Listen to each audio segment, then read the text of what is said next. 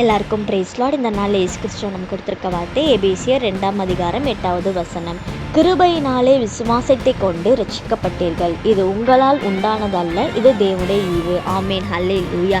இந்த நாளில் நமக்கு எவ்வளோ பெரிய காரியங்களாக இருக்கலாம். இந்த நாளில் நம்ம நிறைய விஷயத்துக்காக காத்து கொண்டு இருக்கலாம். இது எனக்கு நடக்காதா, இதுலேருந்து எனக்கு ஒரு விடுதலை கிடைக்காதா, நான் இதுலேருந்து ஒரு ரட்சிக்கப்பட மாட்டேனான்னு சொல்லி இந்த நாளில் நம்ம காத்து கொண்டு இருக்கலாம். ஏசப்பா சொல்கிறாங்க, கிருபையினால் விசுவாசத்தை கொண்டு ரட்சிக்கப்படுவீங்க. நம்ம விசுவாசிக்கும் போது, நம்ம இயேசு கிறிஸ்துவானவரை நம்பும் போது நம்மள இயேசு கிறிஸ்துவானவர் ரட்சிப்பாங்க. ஆமீன். நம்மள ஒரு காரியத்தில் நமக்கு ஒரு விடுதலை கொடுப்பாங்க. நம்மளோட காரியங்கள்லாம் எதுக்காக காத்திருக்கோமோ அந்த காரியத்தை நமக்கு நடத்தி கொடுப்பாங்க. ஆமீன், ஹல்லேலூயா. இல்லை எல்லா காரியங்களும் நடக்குது, ஆனால் இது எதுவுமே நமக்கான ஒரு காரியம் கிடையாது. ஏசப்பாவோட கிருபை, அவர் நமக்காக கொடுக்குற ஒரு கிஃப்ட்டு.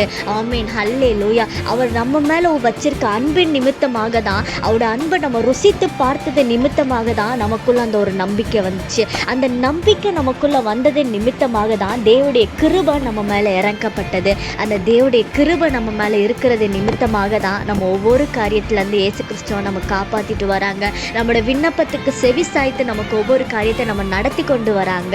ஆமீன், ஹல்லேலூயா. இந்த நாளில் இயேசு கிறிஸ்துவனோட ஈவுக்காக ஜெபிப்போம். ஆமீன், ஹல்லேலூயா. நம்ம விசுவாசத்தோடு இருக்கும்போது நிச்சயமாக நம்மளோட எந்த விதமான காரியங்களில் இருந்தாலும் ஏசப்பா நமக்கு ஒரு பெரிய காரியத்தை செய்வாங்க. ஆமீன், ஹல்லேலூயா. அவருடைய கிருபை நம்மளை காக்கும், அவருடைய கிருபை உங்களை ரட்சிக்கும். ஆமீன், ஹல்லேலூயா. எதை குறித்து கவலைப்படாதீங்க, எதை குறித்தும் பயப்படாதீங்க. நிச்சயமாக இயேசு கிறிஸ்துவானவர் உங்களுடைய கீழே ஒரு புதிய காரியத்தை செய்ய சித்தமுள்ள தேவனாக இருக்கிறாங்க. ஆமீன்.